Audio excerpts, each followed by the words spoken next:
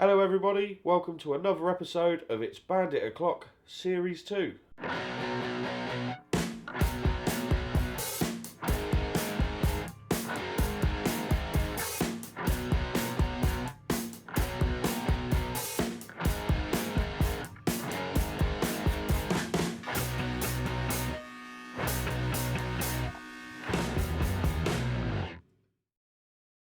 So last week we stripped the engine down to get to the gearbox because the gearbox is whining bad. Everybody loved that video, lots of good comments, so thank you everyone that comments, really do appreciate it. And everyone was asking what's up with the gearbox. So in this video I'm going to show you the problems and what I'm probably going to have to do to fix them. So let's have a quick look at the gearbox, shall we? So the first problem is the bearing on the output shaft. It's really rough, doesn't sound like all that, and it does have a little bit of play, which isn't good. So the bearing is going to need to be replaced. Now the main cause of the wiring I've discovered is the input shaft that the clutch bolts to has a cog that's part of it, and as you can see here there's lots of little bits of pitting and lots of little grooves where it's worn, and that is most probably what's going to be causing the whining. Now unfortunately that's not the only cog. The cog next to it here, which is the fourth drive gear or driven gear, I can never remember which way round it is, has also got lots and lots of pitting on it. It's much worse than the input shaft, but as you can see here it's looking quite bad. And the cog opposite has got some wearing on it as well, which isn't good. But the rest of the gearbox looks good. All the dogs, they all fit in just fine. They all look in really good condition. There's no wear, which surprised me. I thought it'd be a little bit worn. But the only problem seems to be on these two cogs here and the input shaft with the cog on it and the output shaft bearing. So what am I going to replace? Well, I'm going to need to replace the input shaft. I'm going to have to replace that cog there and that cog there. Now because the cog's built into the input shaft, really Suzuki say we should always change the opposite cogs, which in this case is okay because they're both worn, whereas this one doesn't particularly look worn. So I know Suzuki say I should change it, but in this case I'm probably going to pass.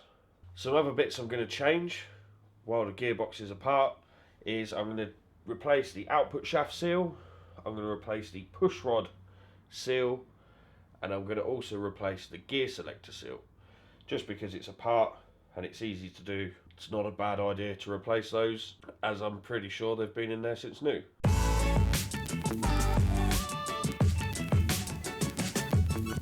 Okay, so let's look on the internet for some parts.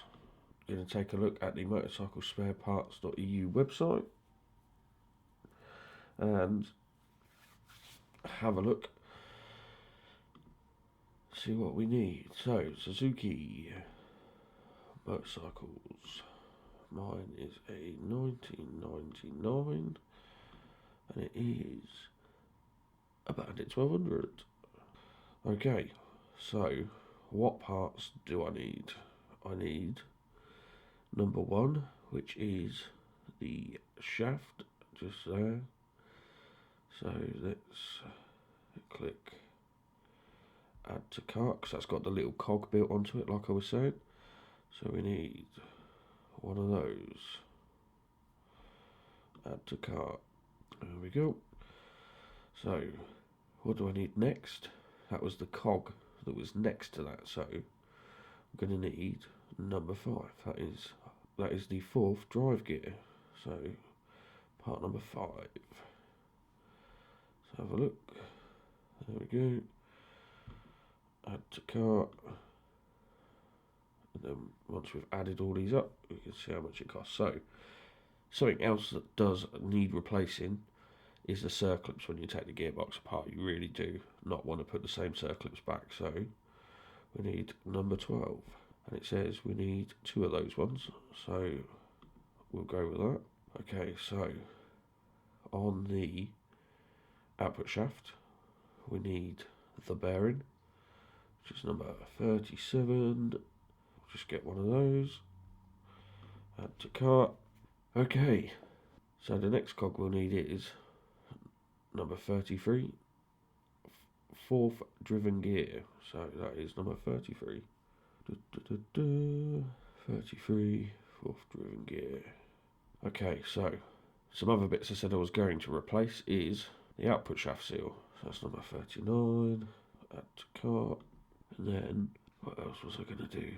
The input shaft seal, but it's not actually listed on here. So time to go back and find out where that will be. So let's have a scroll through, find out where it might be. Will it be on crankcases? Nope.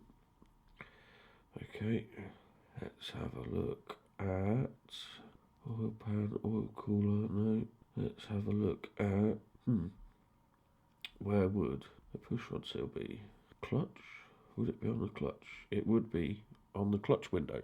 Here we go, number 25, oil seal. So let's click number 25, add to cart. Okay, so we've got that one. The next one we need is the gear selector seal. So what one would that be on? No. Where do you think it'll be? I'm not that sure. Gear shifting, here we go. Yep. Okay, so that one there, number 29. Let's give it a click. Now, there are 2 seals between the crankcases I need to replace as well. So we did have crankcases somewhere. Here we go. Crankcases. Right, so see these 2 little seals here, number 26. We need 2 of those. 26, 2 required. Add to cart. Okie dokie. Right, so to put the engine back together, we need some gaskets. They would be crankcase covers. So we need a number 3. Add to cart. Next one we need is that one, number 12. And then another one is number 16. Let's add that one. Now there's one more we need, which is a gasket for the sump. So let's go and look for oil pan, I think they call it. Let's see where it is. Oil pan, oil pan, oil pan. Here we go. And a number 2. I need a number 2. Alright, let's give that a click. There we go. Right, now I believe that is everything I need. So let's go and find out how much that lot comes to, shall we? Right, let's go down to the bottom. See what the total is. Wow, so with the postage, £545.30. That is a fair amount, considering I'm only replacing 2 cogs, an input shaft, a bearing, and then all the gaskets and bits and bobs I need. That is quite a bit of money, so that's one option.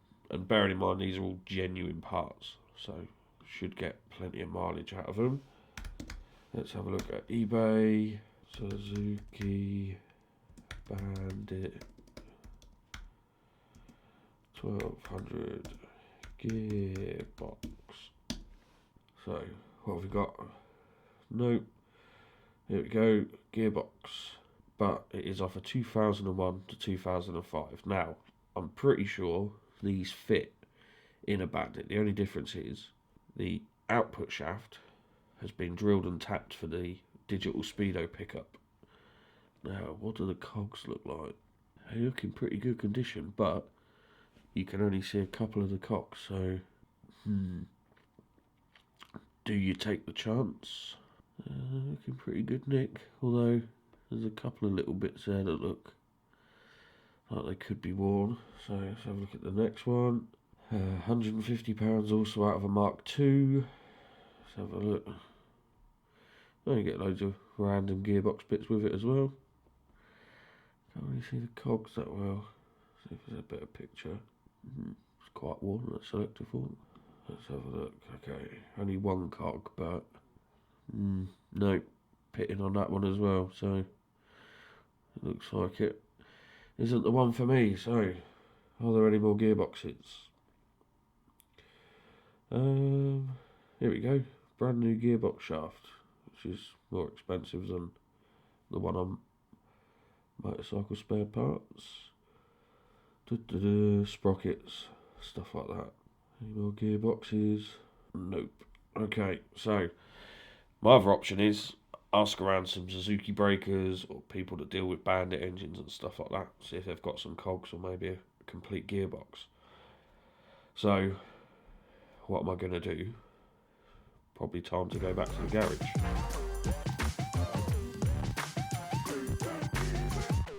So what am I going to do? Am I going to put a big bill in and order loads of genuine new Suzuki parts, as I just showed you? Or am I going to take a chance and get a second-hand gearbox? I've looked on the auction internet site everyone loves to hate, and I'm not that impressed. Or shall I have a look on Facebook? Ask around in the groups and see if anyone's got a gearbox or just some cogs. That's something I need to have a sit down and think about. So wait to find out what I do in another episode of It's Bandit O'Clock Series 2. So thanks for watching, guys. We really do appreciate you taking the time to comment. We love reading through them and we try and reply to anyone's comments as quick as we can. So thank you very much. Don't forget, if you haven't subscribed, click the subscribe button. It's probably not on the screen, but yeah. Hit subscribe. We don't just do the Bandit videos, we do loads of other ones as well. So yeah, until next time, we'll see you later.